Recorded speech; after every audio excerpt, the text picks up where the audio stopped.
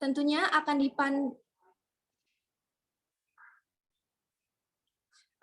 maaf, saya ulangi sekali lagi.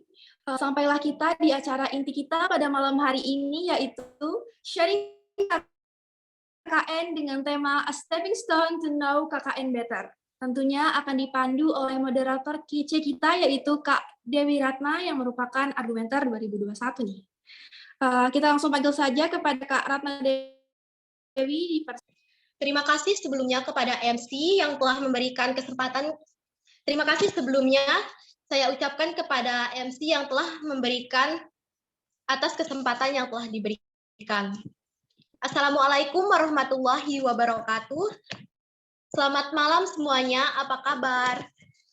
Semoga kita semua dalam keadaan sehat walafiat, dan bagi yang sedang berhalangan hadir atau sedang sakit, semoga diberikan kesehatan oleh Allah Subhanahu wa Ta'ala dan dapat mengikuti acara-acara kita selanjutnya. Pertama, marilah kita panjatkan puji syukur kita kehadirat Allah Subhanahu wa Ta'ala yang telah memberikan kita beribu-ribu nikmat, terutama nikmat kesehatan, sehingga kita dapat melaksanakan acara kita bersama-sama dalam keadaan sehat walafiat. Kedua, tak lupa pula kita haturkan sholawat serta salam kepada junjungan alam Nabi besar Muhammad SAW yang telah membawa kita dari zaman kegelapan menuju zaman yang terang benderang. Dengan kata lain, mina zulumati ilan nur. Perkenalkan, saya Dewi Ratna Agustiarini, argumenter tahun 2021 yang akan memandu jalannya acara kita pada malam hari ini, yaitu sharing session atau penyampaian materi. Oke, baik. Pada malam hari ini, kita akan melaksanakan webinar sharing KKN yang bertema A Stepping Stone to Know KKN Better. Dengan harapan kita bisa meningkatkan diri dan memancarkan semangat melalui acara kita pada malam hari ini. Selanjutnya, sebelum kita mendapatkan materi dari pemateri yang sangat luar biasa pada malam hari ini, izinkan saya membacakan CV singkat mengenai pemateri kita pada malam hari ini. Beliau merupakan Treasurer of UKM Argumen 2022 dengan prestasi First Mawapres of Food Technology and Agro-Industry Faculty 2021. Second runner-up of Writing Daily Activity Competition for Madiksi University of Mataram 2022. Third runner-up of Scientific Work Competition se-Nusa Tenggara Barat 2019. Dan masih banyak lagi prestasi yang beliau berhasil dapatkan. Akan sangat panjang jika saya sebutkan satu persatu. Semoga kita semua bisa mengikuti jejak beliau dalam mendapatkan prestasi. Kemudian, materi yang akan disampaikan adalah bagaimana sih tips dan trik dalam menjalankan KKN, terlebih khususnya untuk ngebonding tim. Tanpa berpanjang kata lagi, langsung saja kita sambut pemateri luar biasa kita pada malam hari ini, yaitu Kak Baik Rosi Astria STP. Kepada Kak Oci, waktu dan tempat dipersilahkan.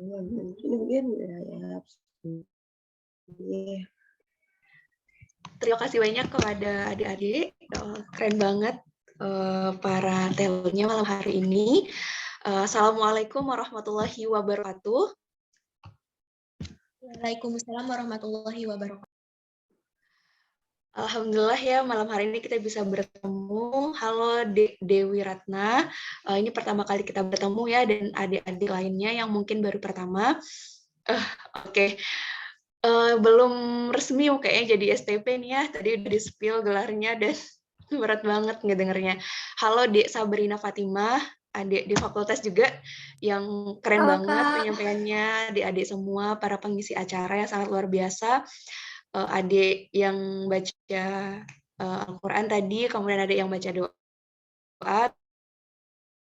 Terima kasih banyak ya pada malam hari ini. Pertama-tama, puji syukur kita panjatkan kehadirat Allah Subhanahu wa Ta'ala yang telah memberikan kita kesempatan untuk bertemu pada malam hari ini, yang semoga kegiatan kita dan agenda kita pada malam hari ini memberikan kebermanfaatan dan berkah untuk diri kita dan orang sekitar kita. Salawat dan salam tak lupa pula kita layangkan kepada junjungan alam Nabi kita Nabi besar Muhammad SAW, yang berkat beliaulah kita bisa merasakan nikmat iman, kesehatan, kesempatan, dan tentunya kita bisa bertemu dan berdiskusi tanpa ada gangguan seperti yang dirasakan oleh saudara-saudari kita mungkin yang berada di negara atau di benua sebelah. Nah, teman-teman, yang pertama juga kakak lupa menyampaikan yang terhormat Pak Presiden UKM Argumen tahun 2022 yang openingnya sangat, aduh keren banget ya, Masya Allah banget tadi semangatnya. Semoga semangat beliau bisa tersalurkan ke adik-adik yang akan mendengarkan materi pada malam hari ini dan adik-adik yang akan melaksanakan KKN. Yang terhormat juga kakak Ketua DPO tadi Kak Adam Firdaus yang sudah duluan izin, kemudian ada kakak-kakak DPO yang lain, ada Kak Didi, tadi Kak Ali dan kakak-kakak lainnya, dan adik-adik pengurus yang Kak Oji sayangi dan banggakan, serta seluruh peserta pada malam hari ini yang sangat Kak Oji cintai dan banggakan. Oke, pada malam hari ini seperti yang telah disampaikan sebelumnya ya, kita akan membahas terkait dengan KKN. Tapi pada dasarnya Kak Oci mohon maaf ya sebelumnya karena mungkin nanti pengalaman Kak Oci mungkin tidak sebagus dan sebanyak kakak-kakak yang lain. Nanti adik-adik juga bisa tanya-tanya dan sharing dengan kakak-kakak yang lain tentunya supaya ilmunya lebih banyak dapatnya dan lebih banyak rasa yang ditahu di saat kita akan melaksanakan KKN. Oke, kakak izin share screen-nya.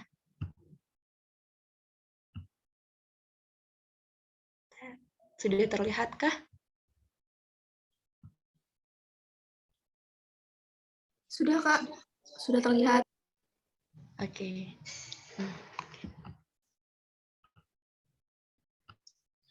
Kita singkat saja ya teman-teman, adik-adik sekalian materinya, kakak yakin adik-adik sudah banyak tahu tentang KKN-nya. Sebelum sharing ini juga pasti udah nanya-nanya dong ke kakak-kakak tingkatnya apa itu KKN dan lainnya. Jadi kakak singkat-singkat aja, nanti banyakin aja di diskusi dan sharing session-nya gitu.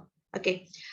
Pertama, sharing KKN UKM Argumen dengan tema Stepping Stone to Know KKN Better to 45 Meaningful Day. Nah, di sini kakak sangat senang sekali dengan tema yang disampaikan atau dengan tema yang dicanangkan oleh teman-teman dari APRO. Terima kasih banyak adik-adik APRO, di mana tema ini benar-benar mewakilkan apa yang akan kita lakukan dan apa yang akan kita rasakan selama 45 hari menuju KKN dan 45 hari semoga menjadi hari yang bermakna bagi teman-teman yang akan melaksanakan KKN. Nah, next, di sini sedikit kata-kata yang mungkin bisa nge-charger atau nge-cas kembali ya semangatnya adik-adik yang akan melaksanakan KKN dan menjaga semangatnya adik-adik yang sudah membara nih dari sejak pembagian kelompok, kemudian pembagian tempat, kemudian melakukan survei dan persiapan program kerja. Semoga semakin mendekati hari H semangat itu makin tinggi dan tidak akan down sampai hari terakhir teman-teman KKN. Oke, di sini misalnya kepada para yang hadir pada malam hari ini, di sini Kak Oci mengangkat tema PPT dengan tema laut atau bawah laut ya. Nah, ini teman-teman bisa saksikan nanti di slide-slide selanjutnya juga tetap dengan tema bawah laut atau dasar laut. Nah, di sini Kak Oci ingin bertanya nih kepada salah satu peserta pada malam hari ini, tema PPT Kak Oci yaitu tema laut. Ada yang tahu nggak ada makna terselip di balik tema yang Kak Oci pakai? Nah, Kak Oci pengen nanya di siapa nih? Yang akan KKN. Oke. Tadi sepertinya ada siapa nih? Siapa ya? D. Rusdin Rabani, F1C019136. Halo, Dek. Ya, halo Kak. Oke, kakak mau tahu nih dari sepengetahuannya adik atau dari yang pernah adik baca atau yang pernah adik dengar, kira-kira tema laut dan dasar laut itu memiliki makna apa? Bebas dari persepsinya adik. Pengen denger nih.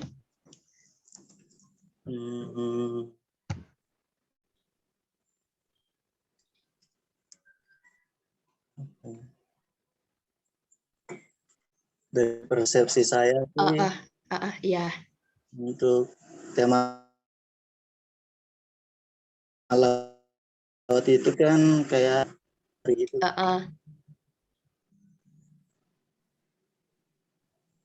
Itu aja Kak. Oke, terima kasih banyak Dek. Ya benar, laut dan bawah laut itu memang benar-benar tentang pasti terkait dengan pariwisata. Oke, tepuk tangan dulu buat Dek Rusdin Rabani. Tepuk tangan dulu ya adik-adik. Oke, lagi satu nih pengen dengar dari yang girls. Oke, dari yang teman-teman yang girls kita dengarkan dulu siapa nih? Dek Gina Hapsari nih, ada Dek Gina. Halo Dek.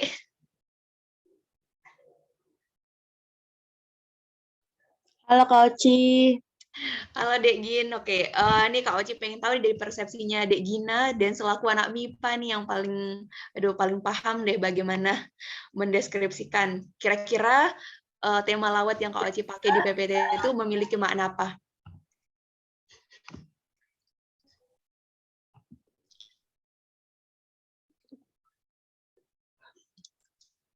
Apa ya? Oke, berapa mau 2 kata, 1 kata, atau 1 kalimat juga boleh.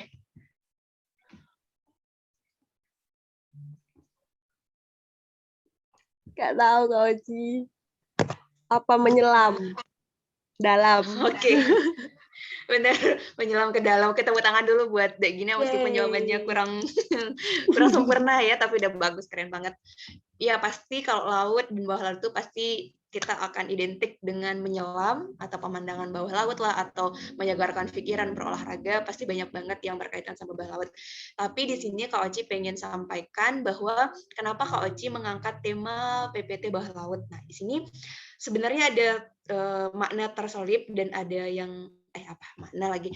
Oke, ada pelajaran terselip yang ingin Kakak sampaikan. Semoga ada yang sudah peka duluan dan ada yang sudah paham duluan tuh apa yang akan disampaikan di tema PPT. Jadi, secara umum Kak Oci ngambil tema dasar laut atau bawah laut, dan tema pemandangan laut adalah di mana Kak Oci pengen adik-adik yang akan terjun KKN, terutama adik-adik argumenter yang sudah banyak belajar di argumen dan sudah banyak belajar di kampus, akan menjadi mahasiswa yang memang terjun dan siap dengan segala kondisi. Jadi adik-adik terjun di masyarakat, di desa, adik-adik itu sudah mempersiapkan diri. Hal ini juga sesuai dan sama kayak orang mau berenang ataupun mau menyelam. Mereka pasti sudah mempersiapkan diri, baik sudah berolahraga, mempersiapkan oksigen, mempersiapkan bekal, mempersiapkan kemungkinan-kemungkinan, dan sudah pasti prepare-nya bagus. Nah, itu yang ingin Kakak sampaikan ke adik-adik, bahwa ketika KKN nanti, adik-adik akan menemukan dunia yang sangat jauh berbeda dengan lingkungannya adik-adik, lingkungan kampus, lingkungan desa, ataupun lingkungan rumahnya adik-adik sudah barang tentu pasti sangat berbeda dengan yang pernah adik rasakan sebelumnya. Jadi, kenapa Kak Oci memakai tema laut yang sangat menantang, begitu? Karena adik-adik akan menemukan dunia ataupun hari-hari yang sangat menantang. Selama 45 hari itu, adik-adik akan ditantang dengan segala kemungkinan, akan ditantang dengan segala hal yang baik itu dari internal ataupun dari eksternal kelompoknya masing-masing. Jadi, tema bawah laut adalah tema yang Kakak rasa akan mampu membangun semangatnya adik-adik pada malam hari ini untuk sama-sama kita mendengarkan dan sharing-sharing terkait dengan KKN. Yang kedua adalah kenapa tema bawah laut, karena tema bawah laut itu adalah hal yang misteri. Jadi hari-hari adik 45 hari ke depannya adalah hari-hari yang penuh dengan misteri. Jadi Kakak pengen ketika misteri itu adik-adik hadapi, maka adik-adik harus menghadapinya dengan sabar dan dengan pemikiran yang matang dan bijaksana. Jadi Kakak tidak ingin kalian atau adik-adiknya Kakak yang sudah banyak belajar di argumen menghadapi masalah ketika KKN, baik internal ataupun eksternal, dengan pemikiran pendek ataupun dengan ketidaksiapan. Jadi sebagaimana orang berenang yang sudah mempersiapkan banyak hal, maka adik juga tentu harus mempersiapkan segala kemungkinan yang akan terjadi. Dan satu hal yang paling Kakak suka dari laut adalah adanya kalimat mengatakan seorang pelawat atau pelayar terbaik tidak akan lahir dari lautan yang tenang. Begitu juga adik-adik, mahasiswa yang baik, mahasiswa yang bagus, dan mahasiswa yang diandalkan oleh bangsa adalah mahasiswa yang tidak terlahir dari lingkungan yang biasa-biasa saja. Jadi ketika KKN, adik-adik akan menemukan banyak badai, banyak sekali angin yang akan mengombang-ambingkan adik-adik, baik itu mengombang-ambingkan kepribadian adik yang akan mempengaruhi kepribadian, kemudian mempengaruhi target-target ataupun mimpi-mimpinya adik-adik, itu yang akan adik-adik temukan. Jadi sebelum itu maka belajarlah menjadi pelawat ataupun menjadi perenang, penikmat laut yang bijaksana itu. Ya, semoga bisa. Selanjutnya, apa saja yang kita diskusikan pada malam hari ini? Di sini ada hal. Yang pertama, financial management, kemudian approach selection our broker, atau bagaimana kita membuat dan melaksanakan broker kita supaya berjalan dengan baik, dan our member atau ngebonding anggota KKN kita.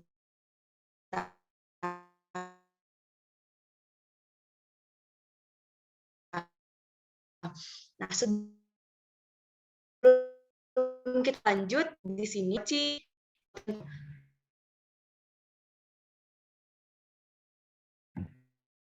silahkan yang ada lagi. Oh, Diat ya sudah.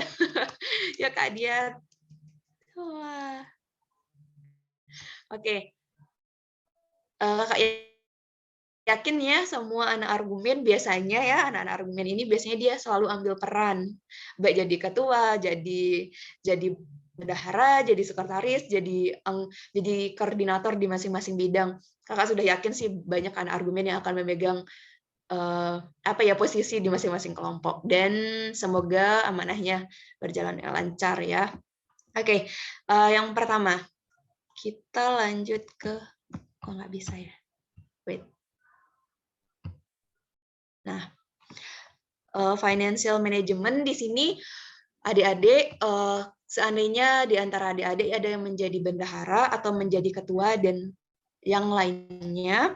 Nah, untuk keuangan, teman-teman bisa mengelompokkan menjadi 3 kelas pengeluaran. Nah, sebelumnya teman-teman harus tahu bahwa finansial atau keuangan pada saat KKN itu merupakan hal yang sangat penting. Keuangannya harus benar-benar kita rancang dan harus benar-benar transparansi perancangan RAB-nya sehingga semua anggota tahu bagaimana uang itu akan berjalan, bagaimana uang itu dikeluarkan, dan bagaimana uang itu akan tersisa ataukah akan ada penombokan kembali di akhir-akhir masa KKN. Di sini sebelum adik-adik melaksanakan KKN, sebelum berangkat harus dikelaskan dulu. Yang pertama, berapa persen untuk program kerja, berapa persen untuk kesejahteraan posko seperti makan, kemudian kebersihan dan sewa posko serta lainnya. Kemudian yang ketiga untuk liburan. Nah, di sini kenapa Kak Oci menambahkan stand atau bagian untuk liburan? Karena bagi teman-teman liburan itu sangat penting, apalagi untuk meningkatkan bonding di antara anggota atau member. Liburan bersama hendaknya sering-sering dilakukan ya, tidaklah setiap minggu atau tidak setiap hari begitu, tapi dalam jangka 45 hari minimal 2 kali pergi liburan bareng dan maksimal 4-5 kali.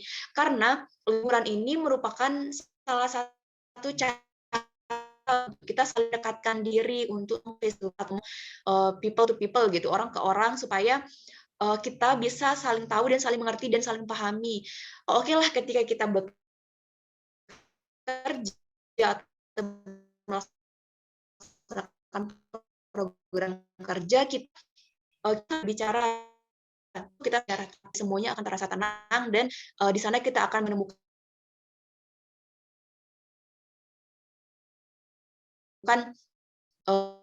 rasa saling melindungi ketika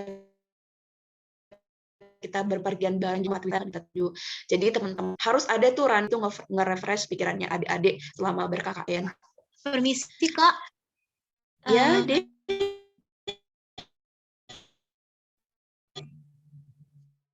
Slide-nya belum jalan Kak. Oh iya, kok di kakak udah jalan? Wait.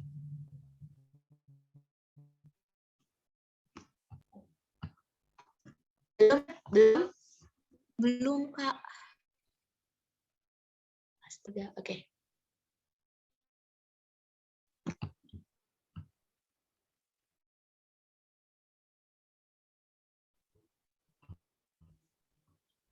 Ya.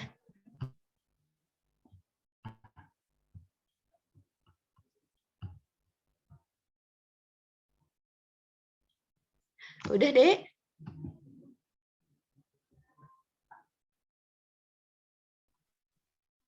Iya, sudah, Kak. Oke.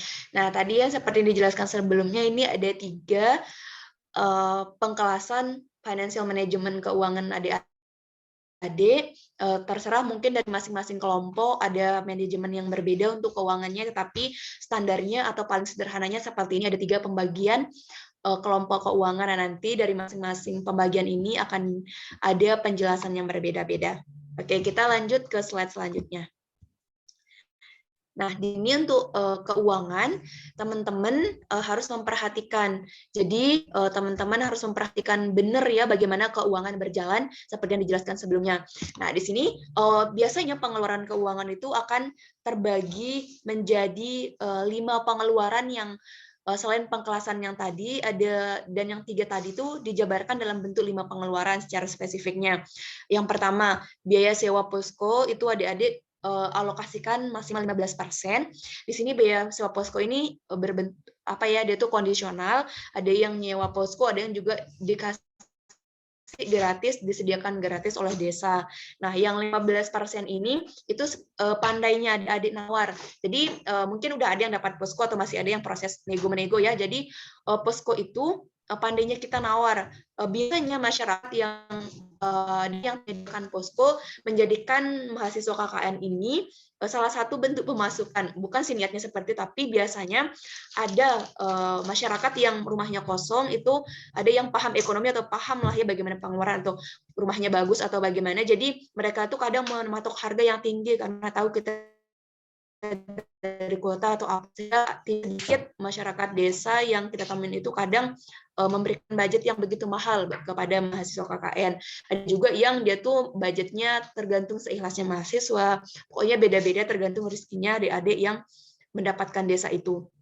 Kemudian juga yang 15% ini belum tentu segini yang akan dihabiskan. Kadang juga kalau kita bayarnya di akhir, kadang ada pemilik rumah yang meminta penaikan harga karena mungkin ada fasilitas yang kita rusak atau ada fasilitas yang berubah, fasilitas rumah yang berubah ketika kita sudah menempatinya. Jadi kondisinya seperti itu sehingga sebelum menempati rumah itu teman-teman harus mempunyai perjanjian yang benar-benar rapi dan bagus dengan pemilik rumah supaya tidak ada atau tidak terjadi hal-hal yang tidak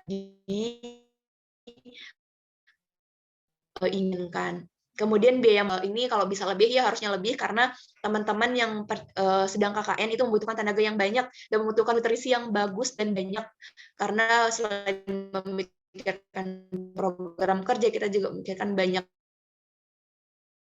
hal. Kemudian untuk program kerja sebanyak 40%, baik itu program kerja utama, program kerja tambahan, kondisional, dan program kerja semi utama ya. Kemudian untuk hal tidak terduga di sini 5%. Untuk hal tidak terduga itu seperti di masyarakat selama 45 hari itu ketika ada masyarakat atau tetangga tempat kita tinggal, tempat posko, itu ada yang sakit, itu kakak sarankan dan harusnya adik-adik menjenguk siapapun yang sakit di tempat adik KKN, terutama yang dekat dengan poskonya adik-adik. Kalau misalkan yang sakit itu jauh dari posko, misal di dusun sebelah, dan adik-adik tidak dekat dengan dusun itu, tidak apa-apa, tidak dijenguk. Tetapi kalau yang sakit dan adik-adik itu tahu informasinya, berada di tetangga atau di dekat poskonya adik-adik itu kakak sarankan harus datang. Itu sangat bagus untuk mendekatkan hubungannya adik-adik dan salah satu cara untuk mengambil hatinya masyarakat gitu. Kemudian untuk kegiatan penutup itu 5-10%. Di sini ini penutup dan pembuka ya 10%. Itu pembukaannya biasa sosialisasi program kerja, kemudian penutupnya harusnya ada warna yang berbeda seperti ada yang ngadain lomba, ada yang ngadain nonton bareng, liburan bareng dan sebagainya. Yaitu teman-teman harus rancang RAB-nya dari sebelum berangkat KKN supaya tidak ada terjadi penombokan di akhir masa KKN.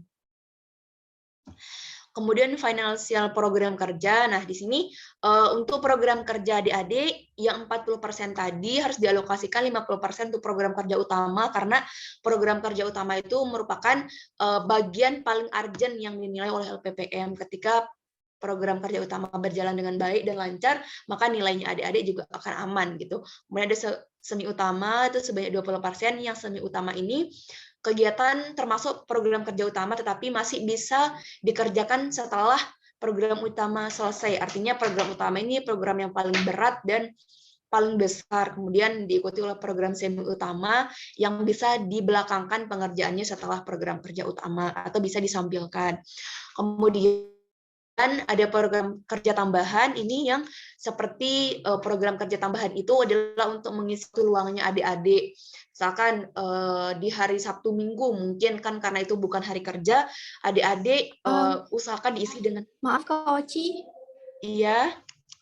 Maaf menginterupsi, tadi slide-nya masih belum jalan, masih di slide keempat. Oh ya, kok bisa ya? Kak Oci udah jalan terus ya? Oke, wait bentar. Maaf Kak. Ya, nak apa? Dari mana sampai mana tadi? 4 ya? Oke.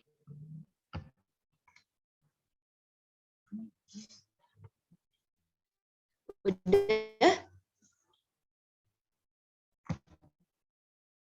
Belum, masih di slide keempat. Oke, kalau gitu Kak Oci minta tolong aja ya ke panitia mungkin yang share screen biar lebih gimana? Iya Kak, silahkan di-share. Oke, sepertinya ya sinyalnya Kak Oci yang tidak bersahabat. Sebentar ya.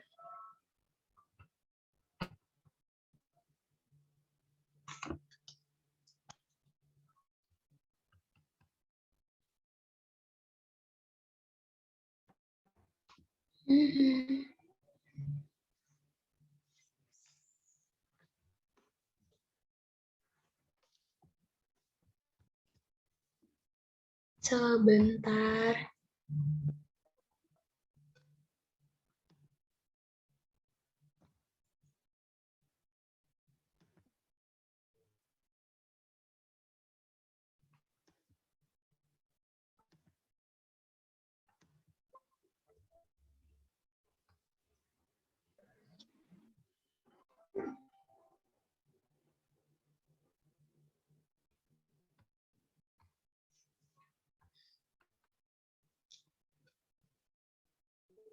Sebentar ya, lumayan lama nih jadinya.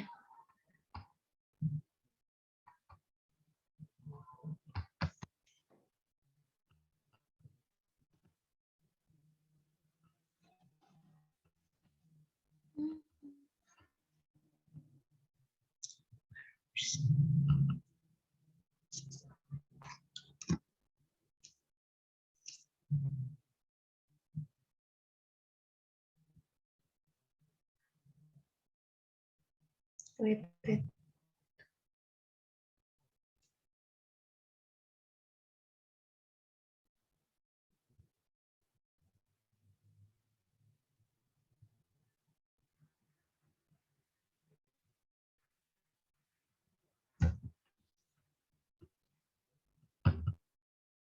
Oke, sebentar ya teman-teman, adik-adik sekalian, PPT-nya mungkin sedang diproses sama panitia. Bentar, udah Kakak kirim.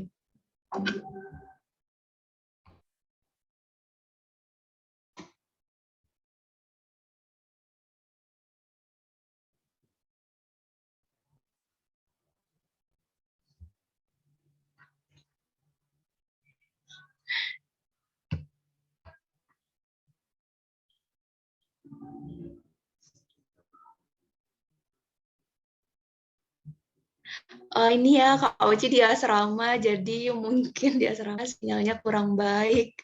Mohon maaf. Oke, udah ya.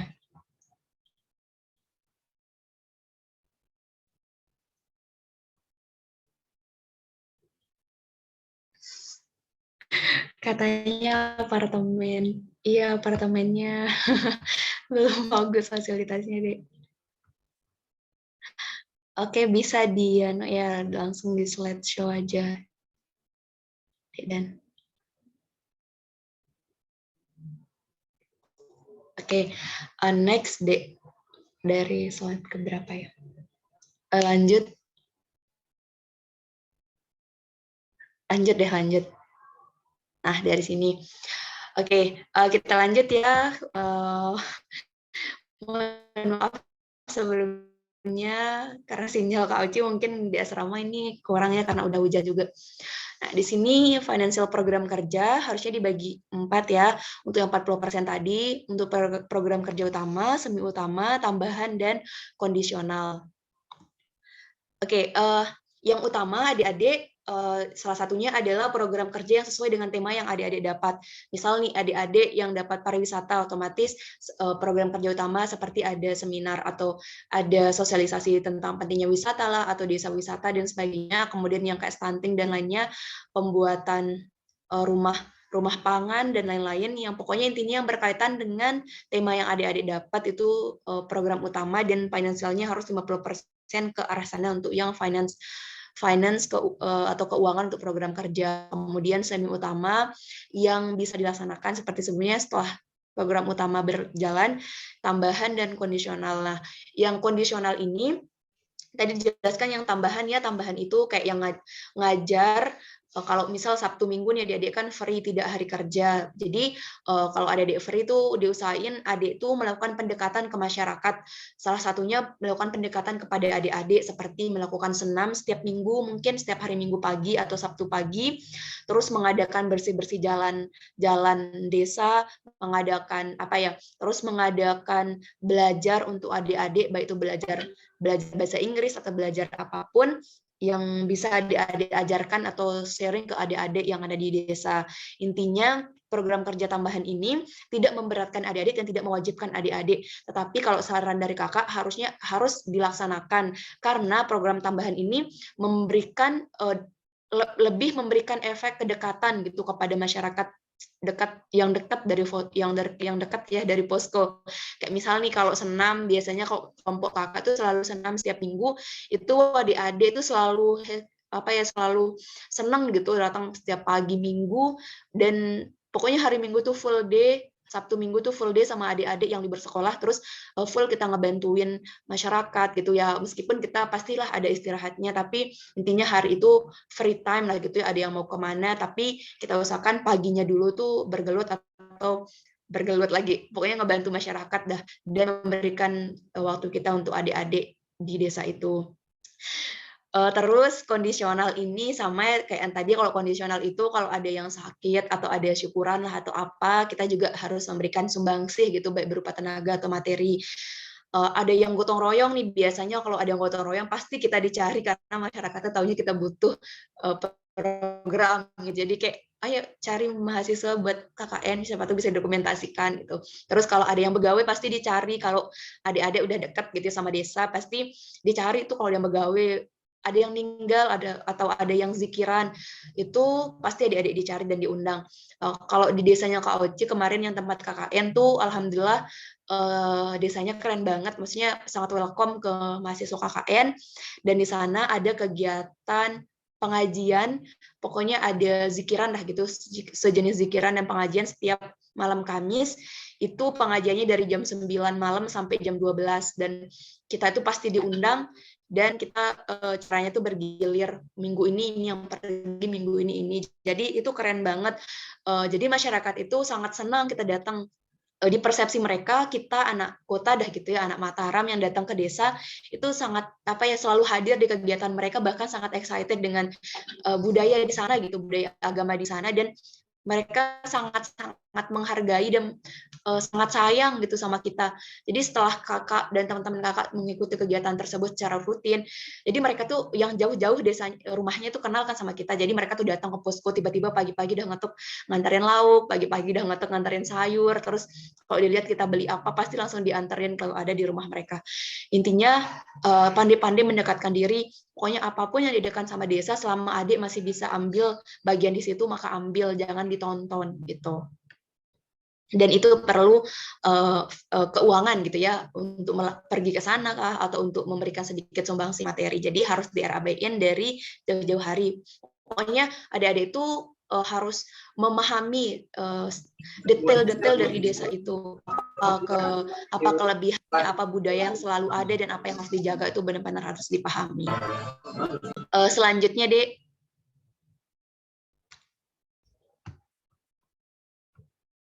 Nah, yang kedua adalah bagaimana kita mendekatkan diri kepada masyarakat. Nah, di sini sedikit ya, ini ada beberapa kegiatan kakak yang mendekatkan diri ke desa. Yang pertama ada gambar gotong royong, di situ kebetulan di dusun tetangga posko gitu ya, di dusun tetangga bukan dusun tetangga tapi di dusun sebelah tempat kita tinggal dah gitu, itu ada yang sedang bangun musola. Kita itu, dan ini bukan musola ya, bangun jalan ya, bangun jalan. Ini jalannya lumayan panjang yang dibangun.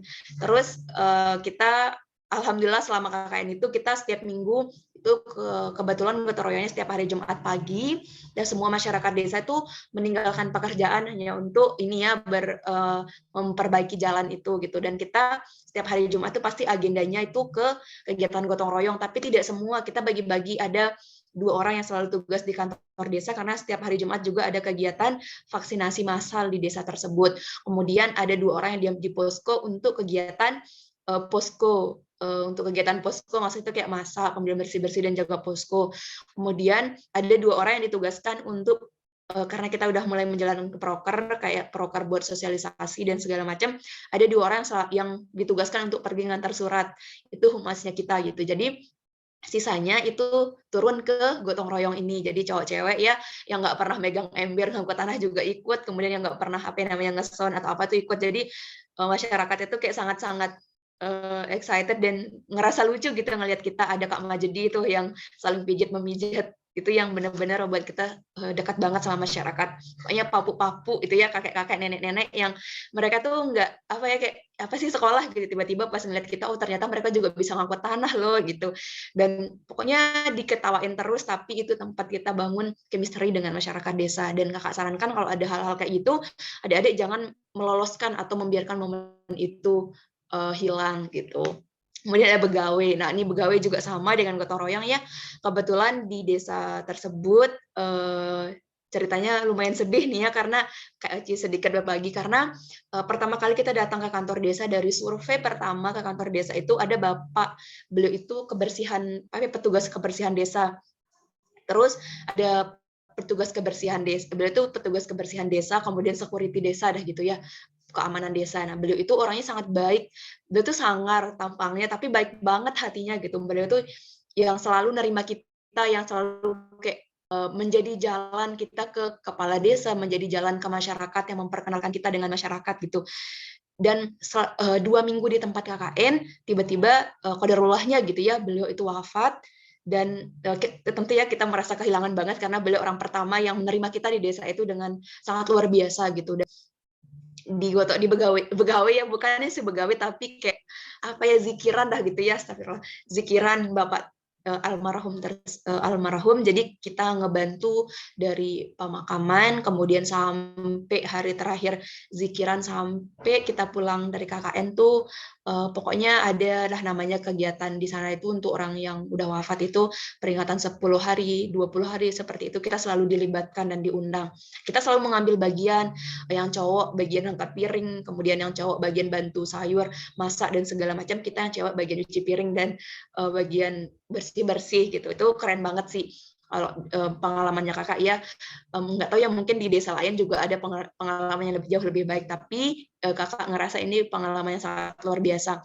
Jadi masyarakat itu gini ya, kalau kita datang dari Kota Mataram atau dari Unram gitu, masyarakat itu pahamnya kita tuh nggak bisa ngapa-ngapain, kita tuh nggak bisa cuci piring lah, misalnya nggak biasa ke dapur, nggak biasa nyapu atau apa. Tapi ketika kita berusaha mendekat dan mau belajar, mereka tuh sangat welcome, ingin mengajarkan kita gitu. Lihat saja nih, kita dikasih nari banyak banget untuk kita bersihkan, bahkan sampai kayak oh banyak banget ya ternyata gitu. Tapi keren banget pengalamannya, ini yang memberikan warna di tempat kita KKN. Kemudian yang kedua tuh hiburan nih, kita selalu ada hiburan setiap minggu, adik-adik di depan posko kita selalu senam, dan adik-adik tuh selalu pagi-pagi udah datang, kayak kita senam gitu. Dan tuh keren banget ngerasa adik-adik itu bener-bener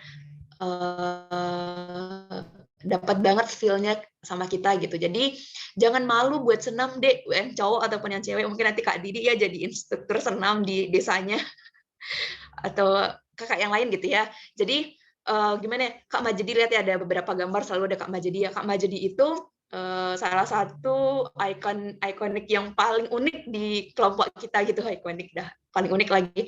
Jadi kakak sih harapnya Kak Majedi join ya di kelompok di sharing ini, tapi kakak telat informasiin, jadi belum nggak bisa. Jadi orang-orangnya seperti Kak Majedi ini sangat-sangat bagus gitu ketika ada yang seperti itu di kelompok kita. Jadi dia tuh sangat keren banget ngebonding kita, ngebonding masyarakat juga sangat luar biasa. Nah, teman-teman yang cowok ataupun cewek jangan malu buat senam deh, asal jangan berlebihan aja gerakannya gitu. Selama masih wajar deh gitu. Adik-adik tuh harus semua turun. Apalagi kalau teman-teman yang cowok yang ikut senam tuh adik-adik tuh pasti semuanya bakalan datang karena katanya cowok itu punya trik yang beda lah buat ngajak adik-adik kecil itu buat ikut senam. Gitu yang kita rasain ya. Jadi ketika teman-teman kakak, teman-teman kelompok kakak yang cowok-cowok itu turun, iya adik-adik itu pada rame, bahkan ibu-ibu, kakek-kakek, nenek-nenek itu pada nonton, nggak tahu apa yang menarik, padahal cuman gerak-gerak penguin, tapi banyak banget yang datang nonton, dan itu salah satu jalan kita buat ngedekatin diri sama masyarakat, dan keren banget sih. Pokoknya itu rutin setiap pagi pasti rame banget di depan posko, ada kakek-kakek, nenek-nenek, ibu bapak, anak-anak kecil, bahkan yang masih digendong tuh pada mau ke sana gitu, dikirain dia mau nonton apa, tapi cuma nonton Kak Majidi senam gitu. Oke, selanjutnya di sini kita membantu UMKM. Nah, di sini kita membantu UMKM itu kebetulan di desa kita itu ada UMKM yang dia tuh produksinya sangat luar biasa besar gitu. Ini juga kalau nggak salah ya UMKM ini di dekat rumahnya papunya Kak Irma. Siapa atau Kak Irma nih? Kak Irma Rahmani. Jadi ini dekat rumah papunya Kak Irma. Kita tuh sering banget ke sana dan nggak pernah disapa sih sama papunya Irma. Tapi nggak apa. Oke, kita di sini ngebantu buat ngemas-ngemas jajan. Sebenarnya alasannya pertama adalah kita pengen nyicip produk. Mohon maaf ya tidak. Oke, yang mau ketawa nggak apa ketawa aja. Kak Oci cuman pengen cerita, cuman selalu ke bawah gitu ya. Jadi kita alasan pertama itu cuman pengen nyicip pertama.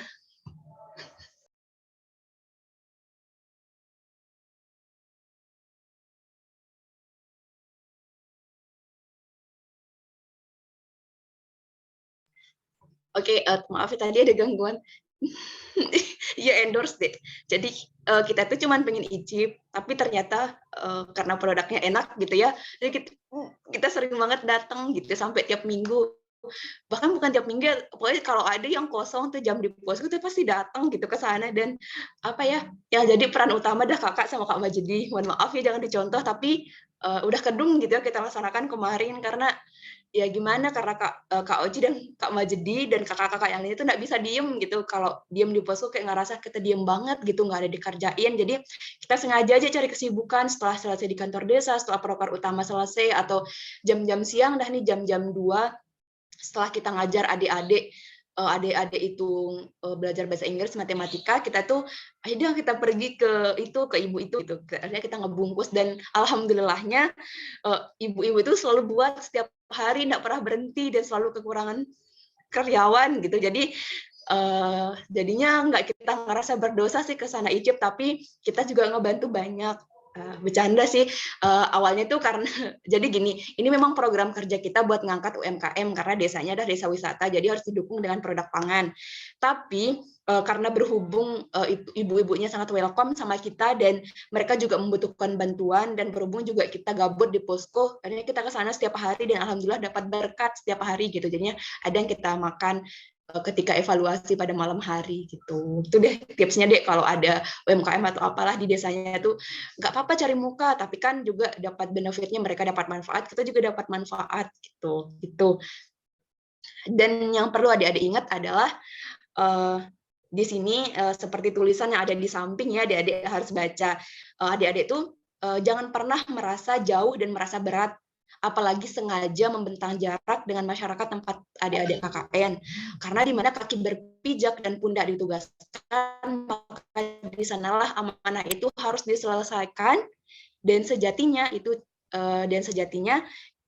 itulah cendekiawan harapan bangsa gitu. Jadi adik-adik ini nggak sesuai sama apa yang kita buat prokernya, sama LPM ini apa sih, segala yang kakak jelaskan sebelumnya. Jangan sampai para pelayar seperti adik-adik yang tangguh di awal tuh karam atau perahunya karam di tengah karena hal-hal yang seperti itu. Jadi adik tuh harus menanamkan pada diri adik bahwa KKN tuh nggak selo loh, KKN itu nggak sama lo, KKN itu nggak membosankan, tapi akan ada ombak-ombak yang membuat KKN adik itu akan berwarna, akan ada hujan, akan ada badai yang membuat pelangi itu muncul di kemudian hari gitu.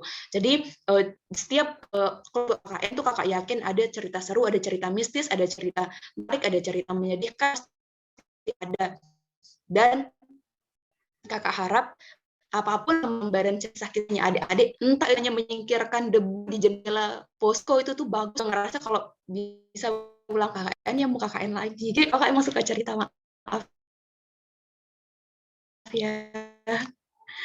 Oke, lanjut Dek.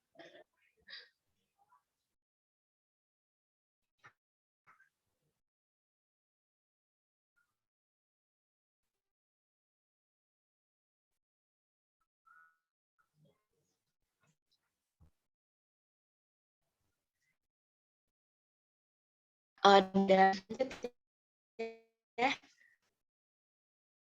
Ternyata sinyalnya tadi ya udah kakak jelasin sedikit gimana kita approach ke masyarakat. Nah, yang 5 hari mengabdi. Nah, ini yang harus adik-adik tanam. Oke, 5 cm. Yo, kakak sering banget nonton itu.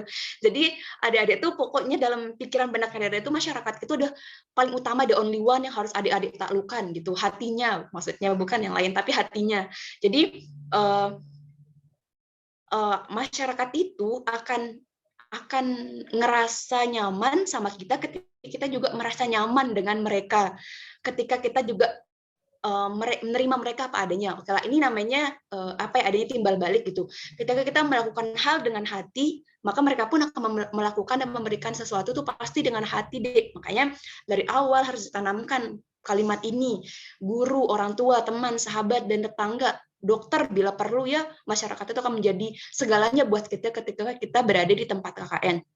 Kakak tidak ingin mendengar ada cerita anak argumenter atau ada argumenter, ada anak argumen yang KKN dia tuh hanya sebagai penunggu posko. Kakak nggak mau. Ada anak argumen yang hanya duduk di kasur gitu. Ada anak argumen yang paling pendiam, nggak bisa ngomong. Ada anak argumen di kelompok KKN-nya jadi paling dibully-bully atau paling nggak pernah dilihat sama masyarakat. Itu Kak Oci nggak mau dengar karena karena argumen itu sudah banyak sekali memberikan pelajaran gitu kepada kita. Harusnya kita bisa mengambil itu. Dan perlu tahu bahwa anak-anak organisasi, anak-anak yang terjun di organisasi adalah mereka yang akan memiliki peran yang bakalan banyak banget gitu di kelompok KKN. Yakin deh besok adik-adik lihat ya, adik-adik saksikan begitu apa yang kakak sampaikan. Ini memang udah fenomena dan memang sudah turun-temurun begitu anak-anak yang udah terbiasa dengan lingkungan ramai, terbiasa dengan orang banyak, terbiasa diskusi akan lebih fleksibel, akan lebih cepat dia beradaptasi dengan kelompok ataupun dengan masyarakat. Nah, ada beberapa tips yang bisa adik-adik laksanakan atau bisa adik-adik lakukan. Ini yang udah pengalaman ya, udah kakak. Maksudnya bukan pengalaman banget, tapi udah diterapkan gitu. Yang pertama adalah duduk bersama atau ngopi bareng, dah gitu ya bahasa kerennya. Jadi di desanya Kak Oci itu masyarakatnya sangat senang ngopi. Bukan senang banget, tapi pokoknya pagi, sore, malam, siang, pokoknya ada yang duduk di teras rumahnya itu pasti ada kopi gitu. Nah, ini yang membuat kita makin akrab. Jadi Kak Oci aja, maksudnya Kak Oci dan teman-teman tuh yang cewek-cewek itu jarang ngopi ya. Beda cowok-cowok tuh pada senang banget ngopi, jadi mereka bersyukur. Kita tuh nggak bisa ngopi, ada beberapa yang nggak bisa ngopi karena mah. Tapi ketika KKN kita terbiasa banget ngopi karena selalu disediain kopi gitu. Dari pertama survei ada kopi, survei kedua kopi, ketiga dan seterusnya ada kopi, bahkan sampai hari terakhir pun ya disediain kopi gitu. Duduk bersama, banyak banget yang bisa dibahas deh. Jangan cuma duduk diem merenung memperhatikan siapa yang ngasih kopi ya, tapi tanyain deh banyak hal. Pak, kenapa di desa ini gini? Pak, kenapa ini? Pak, kenapa pokoknya semua apa ada 5W plus 1H yang akan adik jadikan modal untuk bertanya. Terus kalau adik-adik ditanya, kakak harap adik-adik jangan memberikan jawaban yang tidak memuaskan. Janganlah kayak kamu semester berapa, Dek? Semester 5. Diem. Kuliahnya apa? Ilmu dan teknologi pangan, diem. Pokoknya kalau mereka nanya 1, adik jawabnya 2, mereka nanya 2, adik jawabnya 5 gitu, biar mereka itu ngerasa oh anak ini enak banget diajak ngomong atau diskusi gitu. Jadi mereka tuh akan lebih luas. Kemudian selanjutnya adalah antarkan makanan. Nah, ini tips rahasia nih, Dek.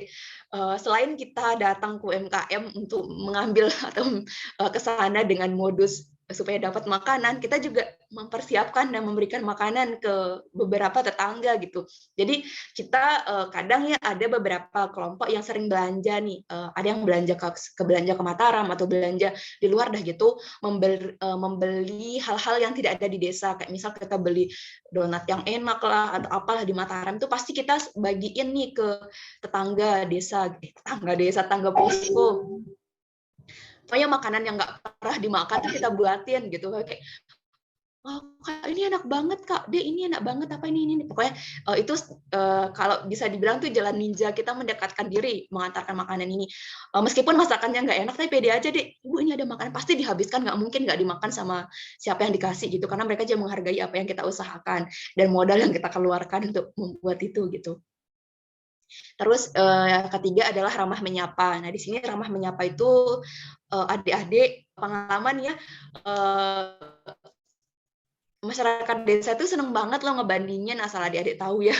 Mungkin di depan atau di belakang mereka ngomong kita nggak tahu, tapi kalau di kakak tuh di depan dan di belakang tuh kakak selalu dengar, ada banyak telinga yang mendengarkan, ada banyak mulut yang menyampaikan. Jadi Kak Oci itu dan teman-teman tuh dari hari pertama diem di posko, kita langsung nyapu di halaman. Kebetulan halaman posko kita itu langsung ini ya, langsung jalan kan yang udah ikut kunjungan KKN ke tempat Kak Oci itu langsung jalan besar gitu loh, tempat jalan utama dah gitu.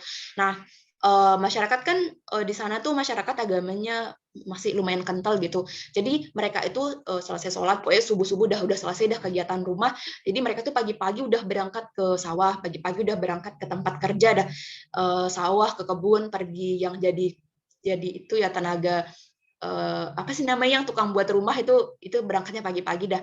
Nah, kita tuh selalu cari muka, kayak kita tuh bukannya cari muka tapi ya emang harus dibersihkan sih juga. Jadi kita tuh selalu nyapu pagi. Terus kita tuh nggak pernah tahu siapa sih yang lewat ngantar anak sekolah, kayak tukang bangunan, makasih ada yang ngantar anak sekolah, ada yang jadi guru, itu kan kita pagi-pagi nyapu, dia selalu senyum kayak patung yang selalu senyum dan selalu nyapa.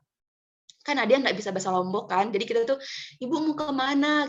Terus ada yang bisa bahasa Lombok, gitu dah ya, bahasa Lombok Tengah, kakak kurang pro. Jadi kita tuh selalu nyapa, intinya tuh siapapun adik-adik itu sampai kita sapa satu, kita hafal jam segini dia mau lewat, ibu ini jam segini dia mau lewat, bapak ini gitu. Dan 40 hari gitu, dan benar-benar itu yang memberikan mereka kayak, oh ini berwarna banget ya KKN-nya gitu. Oh ya Mbak Ina gitu dah. Siapa ini, makasih ya udah kasih kata-katanya. Terus Ibu ayo mampir dulu ngopi gitu. Kayak kita nggak pernah masak air pagi-pagi gitu kan. Terus Ibu ayo sarapan dulu, padahal kita juga belum masak gitu. Terus Ibu ayo sini Bu, duduk dulu, kita makan gitu, kita ngopi, kita sarapan, apa dah. Yang penting ada basa-basi dah intinya. Jadi mereka tuh ngerasa, oh kita mendengar rasa-rasa setelah seminggu KKN, mereka bilang, KKN ini ramah-ramah ya, KKN ini baik banget ya, KKN gini-gini. Padahal kita hanya menyapu dan menyapa dan memberikan senyum gitu. Dan itu benar-benar sangat memberikan dampak kepada masyarakat. Jadi jangan malas-malas ya pagi itu pokoknya keluar, sapu, sapa siapa yang lewat. Pokoknya kalau dia serem-serem, sundem-sundem, itu sapa aja. Besok dia bakal senyum kok 3, 4, 5 kali setelah disapa gitu. Terus terakhir nih, bukan terakhir ya, keempat tuh selalu ikut membantu. Seperti yang tadi, apapun yang ada kegiatan di desa tuh harus ngebantu deh. Meskipun dia hanya masak buat suaminya gitu, kalian duduk bantu dia potong sayur, sengaja lah, Ibu Mei sapu cuciin piring, Ibu Mei sapu potongin, Ibu Mei ya apa aja yang dia mau nyuci pun ikut nyuci gitu. Kalau adik-adik sanggup, karena beneran dah itu yang bener-bener berikan feel yang beda buat masyarakat desa. Mulai minta saran, ini yang paling penting ya. Jadi adik-adik tuh harus minta saran, jangan hanya minta saran ke kepala desa, ke kadus, ke RT itu udah basi, itu paling itu aja yang mau dikasih sarannya gitu. Adik minta saran pertama ke remaja yang nakal-nakal itu, dia minta saran, ngomong, duduk sama mereka. Makanya itu pentingnya di kelompok itu ada berbagai macam kelas kedisiplinan dah gitu ya, ada yang disiplin banget, baik banget, rajin banget, ada yang sangat bebas gitu, ada yang sangat aduh ini gue gitu, ini aku gitu, di masing-masing kelompok pokoknya pasti ada yang kayak gitu. Dan manfaatin itu deh, ada kelompok yang sedikit mungkin senang main-main atau agak-agak jiwa nakalnya ada dah gitu, itu manfaatin deh, minta dia ngomong sama yang nakal gitu, apa sarannya nih, gimana ini anaknya nih kayak gini, itu udah intinya. Kemudian deketin papu kakek-kakek itu pakai bahasa di sana gitu, biar mereka juga lebih enak ngomongnya.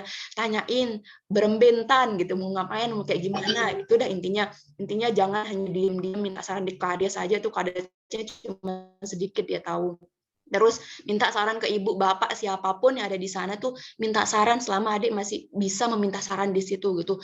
Meskipun udah disampaikan sama orang-orang sebelumnya, enggak apa-apa, dengerin. Itulah gunanya kita sebagai mahasiswa yang paham bahwa mereka yang ngomong terus kita dengerin, dan kita harus menerima apapun yang disampaikan meskipun kita sudah bosan mendengar itu gitu. Selanjutnya, Dek.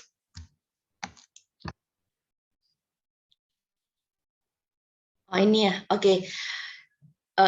Sebelum membahas ini, adik-adik harus baca ini kata-kata dari siapa ya, dari Rumi gitu, kakak dapat di Google. Jadi jangan duduk dan menunggu, keluar dan rasakan hidup, sentuh matahari dan benamkan dirimu di lautan. Ini salah satu filosofi tentang laut ya.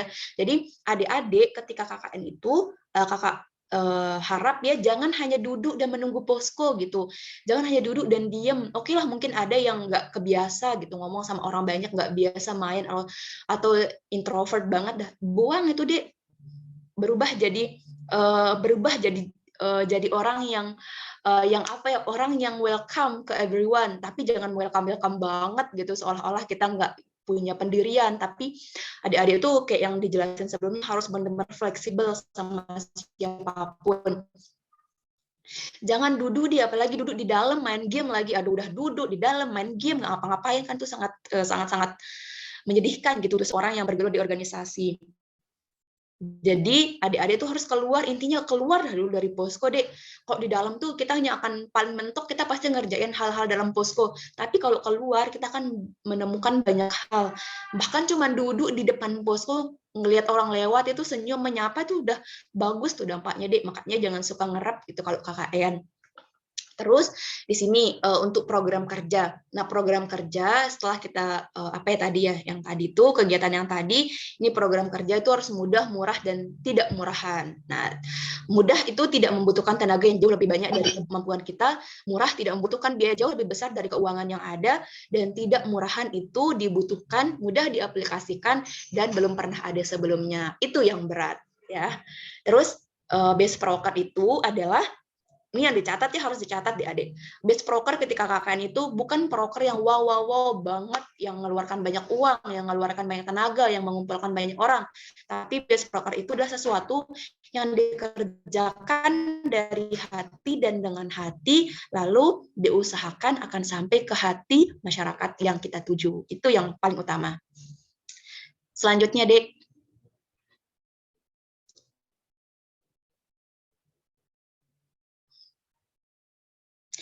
Lagi kembali ke program kerja terbaik. Oh, ini belum diedit ya, nggak apa. Jadi program kerja terbaik itu sama ya tadi ya, tidak murah dan tidak murahan. Kemudian sesuai dengan tema yang dikasih sama LPPM lah, sama tema yang didapat. Kemudian ada, ini bukan feedback ya, nggak apa-apa lah pakai feedback, tapi ada manfaat untuk masyarakat dan untuk kita sendiri yang KKN, dan dia tuh berkepanjangan, artinya tuh dapat bertahan lama manfaatnya, bisa dirasakan continue gitu. Bahkan setelah kita pergi pun masyarakat masih bisa memakai dan memanfaatkan itu gitu. Itu yang harus teman-teman tanamkan dalam membuat program kerja atau melaksanakan program kerja. Ini yang mungkin ada yang dapat KKN pariwisata ya. Di sini kita yang pertama itu kita di rumah ada namanya pemerhati adat Batu Tulis dan pemerhati adat Lombok Tengah, itu namanya Mami Layang. Beliau itu benar-benar paham banget sejarah Lombok, intinya semua tentang Lombok ini beliau punya bukunya, dan beliau salah satu keturunan kerajaan gitu. Jadi kita selalu bertamu ke sana untuk mencari tahu bagaimana pariwisata, pengembangannya gimana. Beliau tuh sangat expert di bidang itu. Kebetulan alhamdulillah kita ketemu beliau yang sangat luar biasa, menerima kita apa adanya. Terus kita ada program kerja sosialisasi desa wisata. Di sini kita mau membangun desa wisata Batu Tulis, kebetulan di Batu Tulis, dan di sini kita melibatkan Dinas Pariwisata Lombok Tengah, kemudian ada Pok Darwis dari Desa Batu Tulis, ada staf desa, kemudian ada itu ya, ada ibu-ibu PKK, kemudian ada remaja juga yang join dalam kegiatan ini. Kemudian yang ini kita ada Kak Vista ya, pakai kacamata tuh diperhatikan. Ada Kak Pista, di sini kita lagi jalan-jalan. Kebetulan kita ada program kerja membuat membuat sejarah desa gitu. Kita tuh selama 1 hari full kita tuh berpetualang bersama Bapak ini ya, Kakak namanya Bapak. Beliau itu keamanan desa dan kebetulan beliau itu pemangku adat. Kita salah satu pemangku adat yang paham yang paham dah dunia lain gitu. Jadi beliau membawa kita menyusuri sungai dari dusun Batu Tulis sampai ke Sukarare, sampai ke itu. Pokoknya kita menyusuri sungai dan ada berapa banyak sungai, ada berapa banyak batu yang kita temuin. Ada batu betangkuk, batu beluang, batu betelo, dan semua jenis batu. Intinya kita paham dah beberapa batu di sana. Itu sehari full kita jalan-jalan dan itu keren banget, kayak aduh pokoknya ini pengalaman yang luar biasa dah. Besok teman-teman akan temukan di tempat KKN adik-adik. Lanjut, Dek. Nah, how to do our proker. Bagaimana kita melaksanakan proker kita nih. Nah, mungkin ada ketua KKN-nya yang bingung bagaimana memulai prokernya. Yang pertama, adik-adik itu harus melakukan pemetaan dan survei. Jadi, meskipun kita sudah survei sebelumnya, Dek, tapi di minggu pertama ketika sampai di tempat KKN itu, adik-adik harus survei lagi gitu. Survei ke KD, survei ke yang bersangkutan, apakah ini kita benar-benar bisa melaksanakan pada minggu ini gitu. Nah, pemetaan ini maksudnya adalah ketika sampai di satu desa, adik-adik tidak mungkin bisa merangkul dan mengapproach semua dusun yang ada di desa itu gitu. Sudah pasti adik-adik akan terfokus di satu dusun atau terfokus di daerah-daerah yang memang itu tujuan prokernya adik. Jadi adik itu seminggu pertama adik itu harus benar-benar pemetaan dan survei. Proker ini akan dilaksanakan di sini pada minggu ini dan ini, segini hari harus selesai, segini jam harus selesai, dan ini orang yang terlibat. Jadi itu pemetaannya dan itu nggak boleh diganggu gitu. Kemudian kita misalnya satu kelompok berada di dusun ini, dusun Batu Tulis gitu. Dusun Batu Tulis, kita terfokus di situ gitu. Kita nggak mungkin bisa ngebonding lagi, nyentuh semua desa, tapi kita hanya semua desa, semua dusun, tapi kita bisa nyentuh satu dusun, dan itu yang harus dimaksimalkan, Dek. Untuk hubungannya dengan masyarakat, tolong-menolong, apa segala macam tuh fokus di desa itu. Tapi kalau diundang ke dusun lain, adik-adik harus ikut gitu, jangan nolak gitu. Yang selanjutnya sosialisasi. Oke, setelah kita pemetaan survei, sosialisasi itu harus ya itu bersamaan dia dengan pelepasan kelompok, pelepasan dari dosen gitu. Itu yang harus benar-benar dipersiapkan maksimal, harus ada pertanyaan dari desa, kemudian adik juga harus berani nantang desa gitu. Apa yang Bapak harapin dari kita gitu, atau apa yang Bapak mau dari kita gitu, supaya kita tuh juga tertrigger buat ngelakuin itu dengan maksimal. Oke, saya mau kalian kayak gini, kalian buat ini, kalian itu. Pasti banyak yang diinginin, Dek. Tapi kita harus, iya Pak, kami bisa, tapi jangan sih maksa-maksain bisa gitu. Tapi harus diusahain bisa gitu. Kemudian persiapan. Nah, persiapan ini ya udahlah persiapan dari survei dan segala macam, persiapan keuangan mental terus disiapin.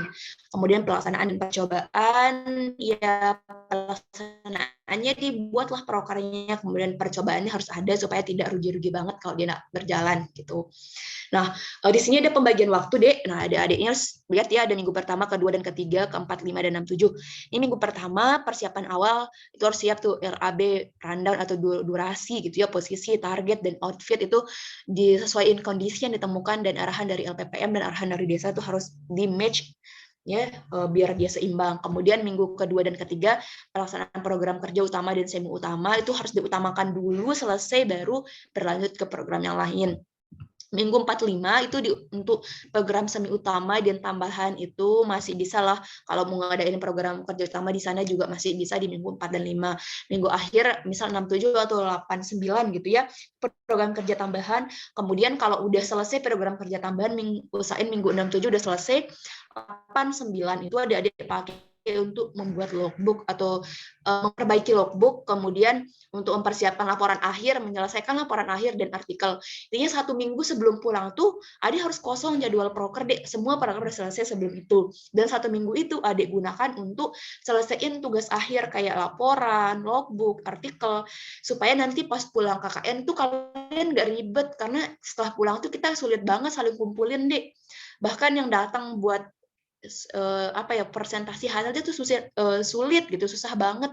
Makanya harus selesai sebelum pulang. Makanya Kemarin Kak Oci dan kelompok alhamdulillah 1 minggu full kita kerjain ini, malam, pagi, siang, sore, seminggu tuh kita alokasiin buat ini. Selain itu juga kita siapin buat penutupnya, ada liburan bersama masyarakat, kemudian ada bersih-bersih. Itu yang kita usahain pada hari akhir, dan alhamdulillah tuh selesai, dan pulang KKN akhirnya kita cuma tinggal persiapin PPT buat itu aja, presentasi hasil. Itu keren banget. Jadi kita nggak ribet-ribet buat saling kumpulin, cuman ketemu pas mau presentasi aja.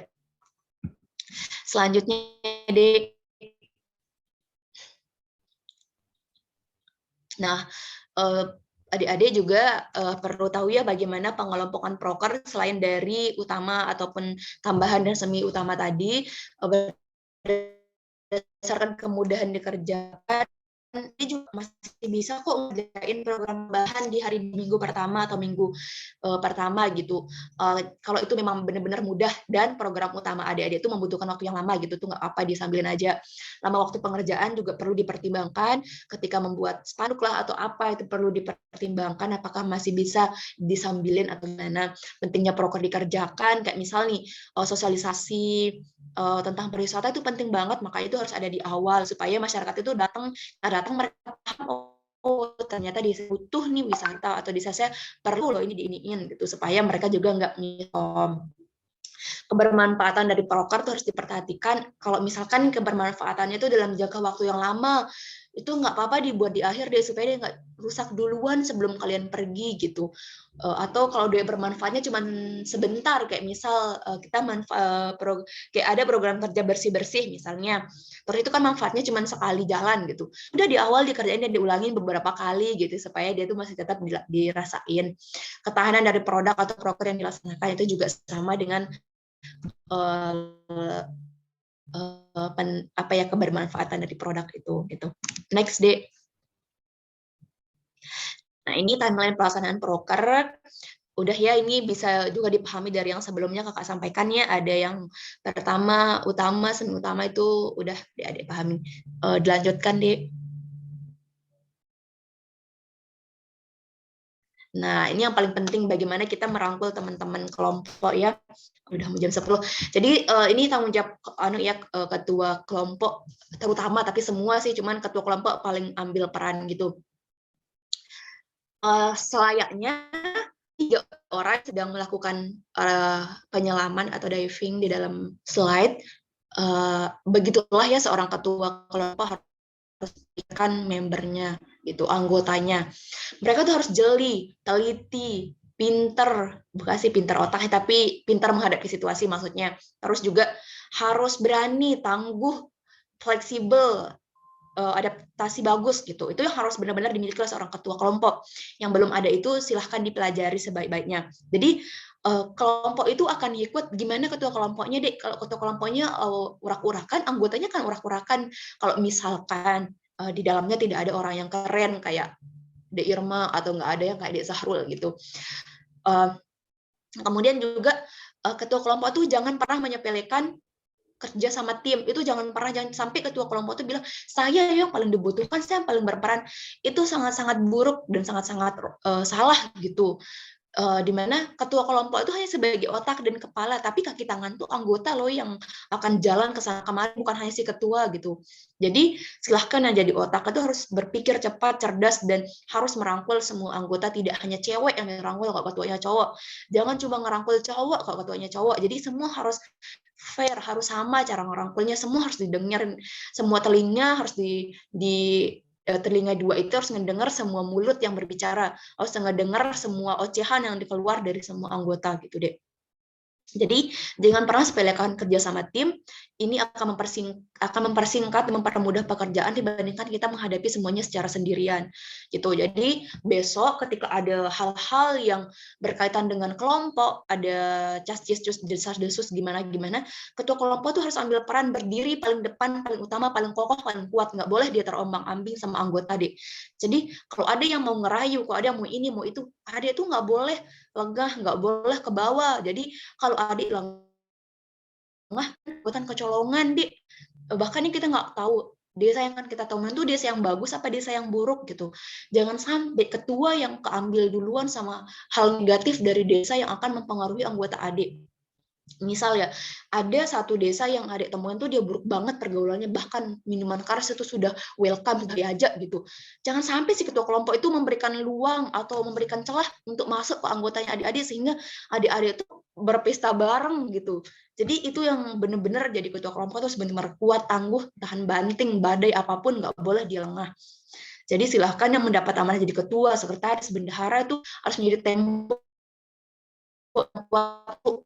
pengurus anggota tim atau kelompok itu akan dilihat dari ketiga orang itu gitu. Jadi semangat untuk meningkatkan amanah itu. Tanya Dek. Nah, tips menjalin kerjasama yang baik nih, ini udah basi banget sih materinya, cuman mau disampaikan aja. Yang pertama ingin kau tekankan, ada tulisan berwarna biru wardah di sebelah pojok kiri atas, itu adik-adik baca dan pahami. Sesulit apapun masalah yang kita hadapi dalam sebuah tim, ia bukanlah suatu hal yang harus dihindari. Ingat, jangan pernah dihindari, tetapi harus dan wajib diselesaikan dan dikembalikan ke Yang Maha Esa. Jadi adik-adik ketika dalam KKN itu mustahil nggak ada masalah, mustahil nggak akan ada hal yang membuat adik-adik itu terombang-ambing, mustahil nggak akan ada hal negatif di dalam kelompok itu pasti ada. Tapi bagaimana pintarnya seorang ketua, pintarnya seorang sekretaris, bendahara, dan semua anggota menyembunyikan itu dari masyarakat desa, menyembunyikan itu dari dunia luar atau dari sosial media mereka. Jadi itu PR utama dan harus dipahami pertama bahwa apapun keburukanmu di dalam posko, keburukan anggotamu jangan sampai didengar oleh telinga tetangga, jangan sampai ditahu oleh telinga tetangga. Apapun itu deh, entah kalian malas di dalam, entah kalian borok di dalam, itu whatever dah gitu ya, enggak usah dipeduliin. Itu nggak apa-apa karena emang kita hidup 45 hari melihat orang yang sama, makan dan orang yang sama, hidup tidur dengan orang yang sama. Selama 45 hari itu wajar deh keluar, sifat asli kita pasti muncul. Tapi jangan sampai keburukan itu keluar ke desa. Pokoknya kalian tuh harus bermuka dua, di dalam kalian bertengkar, kalian apalah, mungkinnya berbeda pendapat, di luar tuh kalian harus solid, satu bagaikan rumah yang nggak bisa dipisah bagian-bagiannya gitu. Jadi itu yang akan menjadikan kelompok ini keren, mantap, kompak, nggak ada konflik apa segala macam. Kalau sampai kelihatan keluar tuh pasti ada banyak 1000 macam jenis omongan yang akan kalian dengar. Itu yang harus adik-adik tanamkan. Jadi rumah tangga posko itu hanya terdengar dan terlihat sampai gerbang posko. Jangan sampai keluar ke jalan, keluar ke gerbang tetangga tuh nggak boleh deh. Harus diingat itu ya, di garis keras sebelum kalian mulai KKN. Itu yang harus ditanamkan. Kemudian yang pertama tipsnya adalah menciptakan komunikasi yang baik. Itu harus ketua kelompok itu harus peka, siapa yang diem, siapa yang banyak ngomong, itu harus dibalance deh. Jangan sampai satu aja yang dominan, yang lainnya juga nggak karuan gitu. Kemudian kenali karakter setiap anggota. Itu must be itu harus dikerjakan sama semua anggota, sama ketua kelompok itu harus kenal anggota deh. Dan sampai acuh tak acuh, ini anak organisasi udah paham cara ngebonding, tapi di sana jadi ketua kelompok diem nggak tahu mau ngapain, biarin anak-anaknya anggotanya keluar kelayapan apa segala macam, itu buruk banget. Nggak boleh ada kayak gitu anak-anak argumen yang KKN. Oke, udah menentukan tujuan tim itu harus, kemudian tentukan aturan dalam tim itu juga harus, aturannya apa segala macam kalian harus punya itu. Melakukan kegiatan bersama di luar proker itu penting, liburan bareng penting, pergi makan bareng penting, nonton bareng itu penting banget deh, harus. Kemudian lakukan evaluasi sesering mungkin itu wajib. Yang harus tekankan adalah selama ada evaluasi kegiatan sudah dilakukan hari ini, kegiatan dilakukan minggu ini, kemudian untuk besok apa yang harus dipersiapkan. Buruknya teman keluar dievaluasi. Jeleknya teman harus dikeluarkan, dievaluasi, jangan simpan dan disampaikan ke tetangga tuh jangan. Pokoknya keluarin semuanya, dievaluasi supaya semuanya clear, dan jangan sampai satu kelompok tidak pernah evaluasi sama sekali, tuh boleh, harus ada evaluasi. Dan itu harus dilaksanakan karena evaluasi akan membuat semuanya baik-baik aja. Bukan sih baik aja, tapi setidaknya kita sudah tahu jalan keluarnya akan seperti apa gitu. Oke, selanjutnya Dek. Nah ini yang mungkin ini semoga ini terselesai terakhir ya. Masalah dan kelompok KKN itu pasti ada, udah kakak sampaikan. Internal kelompok dan eksternal kelompok itu pasti ada. Internal, perbedaan pendapat dan lain-lain. Eksternal itu apa-apa pasti udah eksternal masyarakat apa segala macam udah pasti. Pokoknya itu adik-adik harus pintar-pintar gimana cara mengatasinya gitu. Belajar dari sebelum berangkat gitu. Oke, selanjutnya Dek. Udah malam banget ya, sorry tadi banyak kendala. Nah ini yang harus adik-adik, semoga kenangan-kenangannya tidak hanya sampai di kelompok kakak atau di kelompok kakak-kakaknya sebelumnya, semoga adik-adik juga memiliki kenangan-kenangan yang manis dan jauh lebih manis dari sebelumnya.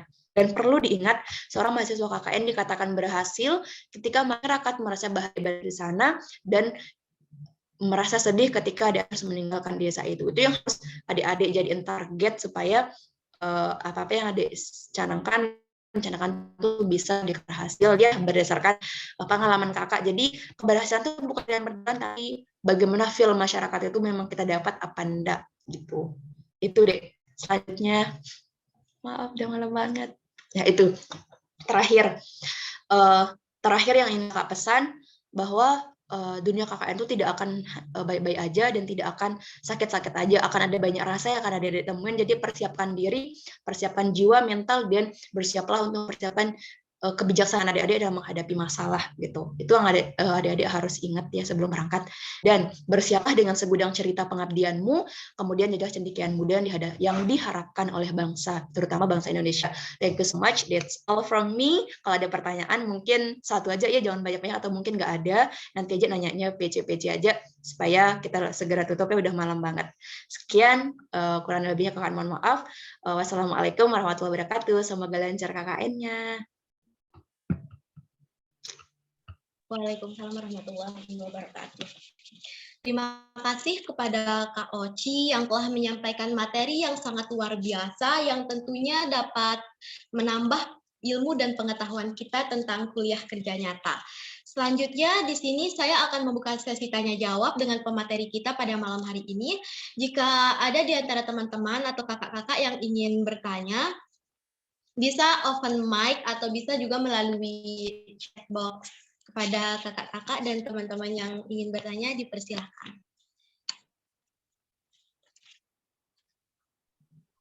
Dek, sedikit ya sebelum ada pertanyaan lagi. Ya udah ada nih pertanyaan di kolom chat nih. Boleh dijawab duluan nggak sih biar biar cepat cerita jawab. Udah malam banget loh. Ternyata udah jam 10. Boleh banget. Gimana nih Ibu moderator, boleh nggak? Boleh banget. Untuk mempersingkat waktu juga karena udah. Iya benar.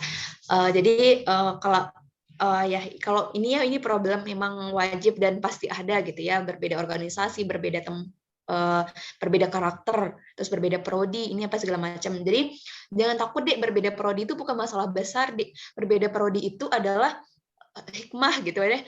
Ada banyak program yang kita tuh nggak paham, tapi prodi sebelah tahu, prodi sebelah paham, itu segala macam. Jadi itu yang harus diambil positifnya. Oke lah, mungkin kepribadian beda-beda, tapi itu hanya segelintir kecil yang harus kita atasin gitu. Nah, kalau beda organisasi, itu tipsnya adalah kita kebetulan kan ya anak-anak argumen, kemudian kita dari organisasi akademis lah gitu ya, misalnya kayak argumen Prima, Formadis itu organisasi yang calm down gitu bahasanya. Kita ke organisasi yang nggak terlalu banyak tekanan gitu. Kita hanya berpikir. Jadi kita tuh ambil bagian di sana deh. Kita yang dari organisasi akademis itu memiliki jiwa yang lebih tenang dan pemikiran yang lebih panjang gitu. Sepengalaman kakak ya. Jadi kita tuh memiliki otak yang lebih kayak kita tuh lebih sabar deh gitu ya, intinya lebih memiliki jiwa yang lebih sabar dan bisa mendengarkan gitu. Jadi kita tuh berusaha ketika ada teman kita dari organisasi yang mungkin dia tuh biasa ngomong, harus ngomong banyak saran apa segala macam dan dia tuh kekeh untuk diikutin, kita harus ambil peran, jangan jadi api deh. Mereka udah jadi api, kita harus jadi air gitu.